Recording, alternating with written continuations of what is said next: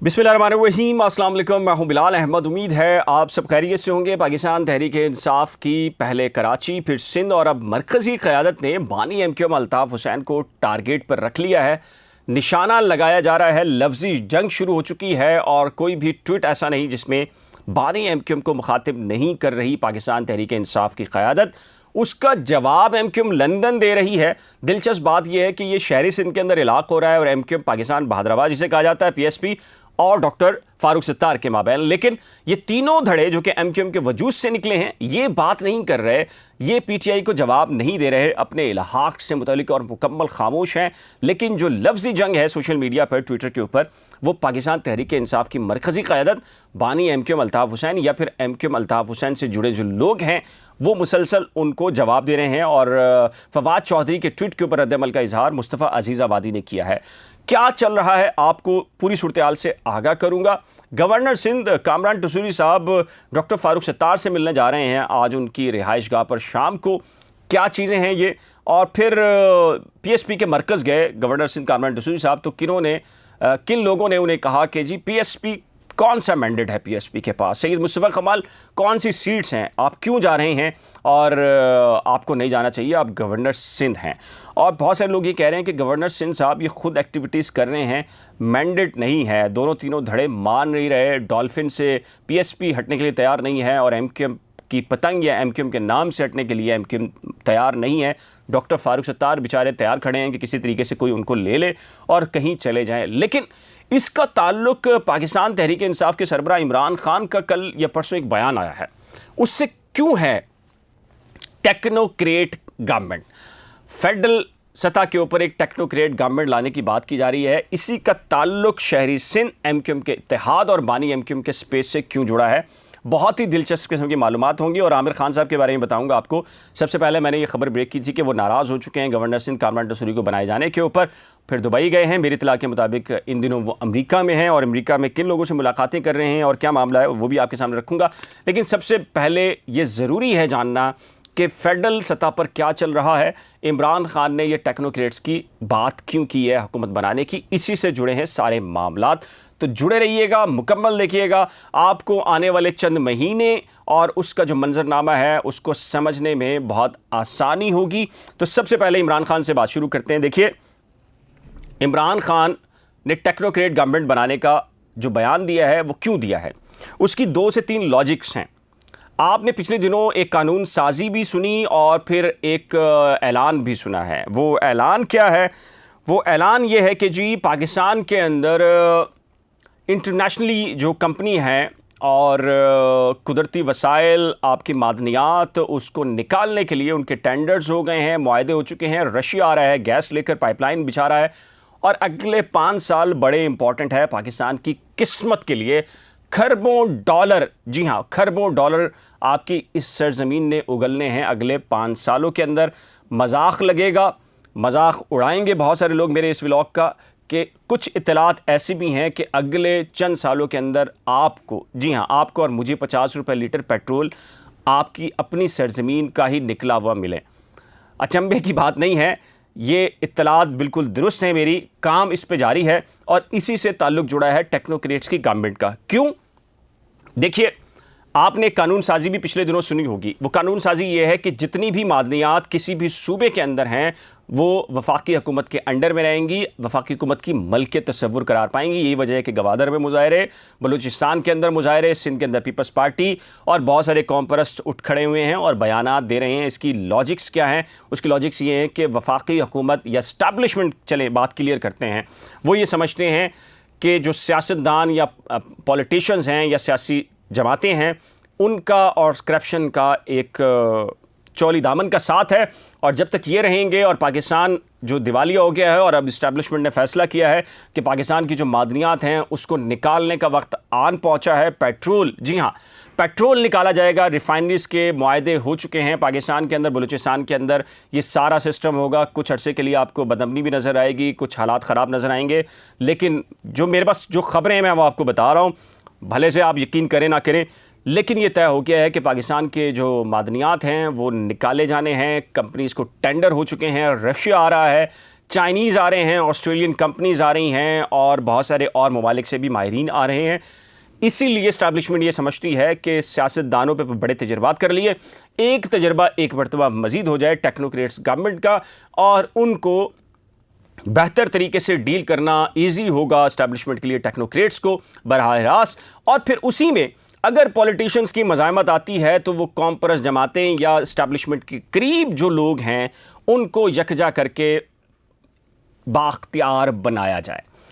Pakistan peoples party अगर सिंध में मज़ाहमत करती है इन सारी चीज़ों के अगेंस्ट, तो वहाँ काम आएगा MQM का धड़े, और MQM खुद मजमूई तौर के ऊपर अगर एक MQM होगी तो स्टैब्लिशमेंट के लिए आसानी होगी मरकज़ी सतह के ऊपर टेक्नोक्रेट्स गवर्नमेंट के अंदर अपने मामलात को देखने के लिए। यही वजह है कि ये टेक्नोक्रेट्स पाकिस्तान पीपल्स जो तहरीक इंसाफ है वो सख्त रद्दअमल कर रही है। उसकी वजह ये कि वो समझते हैं ये अगर आ गया सेटअप तो उसके बाद वो सिफर हैं। और ये अली जैदी, फवाद चौधरी, शमीम और दीगर जो कराची की लीडरशिप है वो क्यों MQM के अगेंस्ट, ये बानी MQM के खिलाफ बात कर रहे हैं या MQM की धड़ेबंदियों का जो इत्तेहाद है उस पर बात कर रहे हैं? क्योंकि वो ये समझते हैं कि उनका सफाया होने जा रहा है शहरी सिंध से भी। कराची ज़ाहिर है मरकज़ के अंदर एक बहुत बड़ी सपोर्ट, यहाँ से वफाकी वज़रा, सदर मुमलिकत सब कुछ यहीं से था। यहाँ से PTI ख़त्म कर दी गई तो इसका मतलब है PTI ख़त्म और MQM के धड़े जो भी XYZ होंगे वो आ जाएंगे और इस्टेब्लिशमेंट अच्छे तरीके से एक टेक्नोक्रेट्स की गवर्नमेंट को सपोर्ट करेगी शहरी सिंध से। और पीपल्स पार्टी अगर दही सिंध के अंदर कुछ करती है गड़बड़ तो उसको मुकाबले के अंदर शहरी सिंध के अंदर MQM जवाब देने के लिए अंदर रहेगी।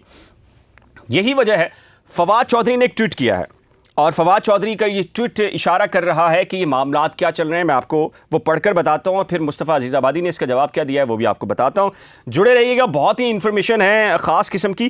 कराची का शहर रोशनियों का शहर था, फिर इस्टेब्लिशमेंट को ख्याल आया कि हमारी पार्टी होनी चाहिए, सारे गुंडे जमा करके MQM बना दी गई। अशरों आग खून का खेल खेला गया, मुश्किल से जान छूटी। अब फिर ख्याल आ रहा है कि तहरीक इंसाफ को रोकना है तो बारूद का ढेर इकट्ठा करके चरागां किया जाए। लफ्ज़ मेरा ख्याल है बिटवीन द लाइन आपको समझ में आ गया। इसके ऊपर अभी अली जैदी के ट्वीट की ऊपर बात करेंगे। मुस्तफ़ा अजीज़ाबादी ने क्या रद्दअमल दिया कि पाकिस्तान में कभी तहजीब, शराफत और असूल की सियासत की जाती थी, सियासत में बाकिरदार लोग थे, लेकिन फिर इस्टेब्लिशमेंट ने सियासत में गंदगी, बदकिरदारी और गलाजत मुतारिफ कराने का फ़ैसला किया, लिहाजा तमाम गलीज़ लोगों को जमा करके PTI बना दी। उन्होंने सियासत में जो कारनामे किए वो ऑडियो वीडियो की शक्ल में सामने आ रहे हैं। अब ये एक ट्वीट है, लेकिन इसी ट्वीट के साथ जो अली जैदी हैं उन्होंने जो बात की है उसमें वो क्या कह रहे हैं? क्या लंदन के जोकर को भी जगह के लिए भी जगह है या वो अगले मरले में आएगा? बानी MQM की बात कर रहे हैं वो। क्या लंदन के जोकर की भी जगह है? हालांकि जगह का लफ्ज़ ठीक नहीं लिखा इसलिए पढ़ा नहीं गया मुझसे, उर्दू भी शायद कमज़ोर है अली जैदी भाई की। या वो अगले मरले में आएंगे? जल्दी करो भाई, देर क्यों हो रही है? अब एक और दिलचस्प किस्म का ट्वीट है फिरदौस शमीम नकवी का। PDM के बाद बहुत जल्द महाजिर चूरन एक बार फिर मार्केट में दस्तयाब होने जा रहा है, फैसला शहीद महाजिरों के हवाले किया। उन्होंने आज जो प्रेस कॉन्फ्रेंस की है PTI ने, उन्होंने सख्त रद्दअमल का इजहार फिर दोबारा से किया है। अब एक तरफ तो ये है सब कुछ आपको मैंने बताया, लेकिन जो इस्टेब्लिशमेंट ने तय किया है, किए जाने वाली है या चीज़ें पाइपलाइन के अंदर है वो है इत्तेहाद। लेकिन जी इत्तेहाद बनकर नहीं दे रहा। ये 22 अगस्त 2016 के बाद भी जो एक्टिविटी हुई थी बिल्कुल उसी तरह की एक्टिविटी लग रही है और इत्तेहाद के अंदर रुकावट फिर दोबारा से वही लोग आ गए हैं। और MQM पाकिस्तान के अंदर भी PSP के मामलात भी सुधरते दिखाई नहीं दे रहे। गवर्नर साहब को कहा गया कि PSP मरकज़ ना जाएं, उनका कोई मैंडेट नहीं है। और सैयद मुस्तफ़ा कमाल ने अगर बरह रास्त ये बात की कि हमारी MQM से पाकिस्तान से बात नहीं हुई, तो उनको भी इशारे मिल चुके थे कि MQM पाकिस्तान के अंदर भी अभी तक ऐसे लोग नहीं हैं जो कि रज़ामंद हैं MQM को ख़त्म करके एक नया नाम या फिर MQM के अंदर सैयद मुस्तफ़ा कमाल या अनीस कायम खानी भाई को एक ओहदा देने के हवाले से।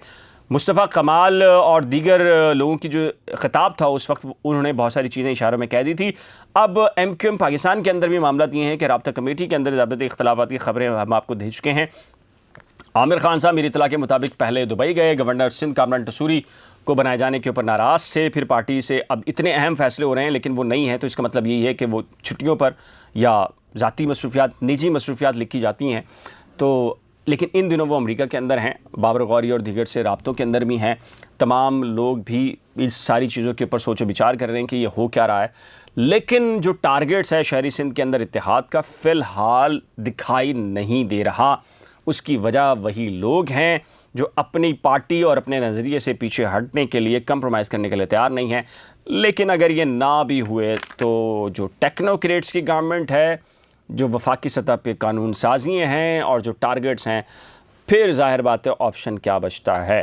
फिर इन सब को सुधारने के लिए क्या बानी MQM को या स्पेस देना होगा या फिर उनकी कोई हेलो की आवाज़ सुनाई देने के ऑप्शन के ऊपर जाया जाएगा।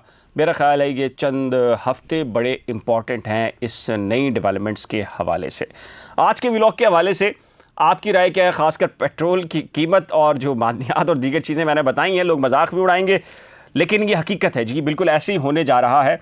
और इसी वजह से कुछ हालात भी आपने जो सुने हैं ख़राब होना, उसके पीछे भी कहा जाता है कि जी वो ताकतें, वो क़ुव्वतें जो पाकिस्तान को डिस्टेबलाइज़ या गैर मुस्तहकम करना चाहती हैं, वो कोशिश करेंगे कि पाकिस्तान ये सब कुछ ना करे बल्कि दिवालिया हो जाए। लेकिन अल्लाह करे जी, अल्लाह करे भले से वो किसी भी तरीके से आए, किसी भी पॉलिटिशियंस के ज़रिए आए, किसी भी जमात से आए, टेक्नोक्रेट से आए, इस्टेब्लिशमेंट खुद आ जाए, कुछ भी हो जाए, लेकिन अगर पाकिस्तान की हालत बदल सकती है तो हम सबको वेलकम करना चाहिए।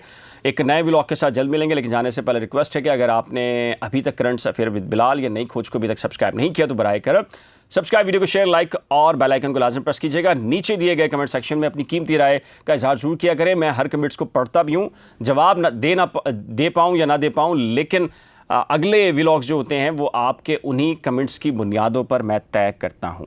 खुदा हाफिज़।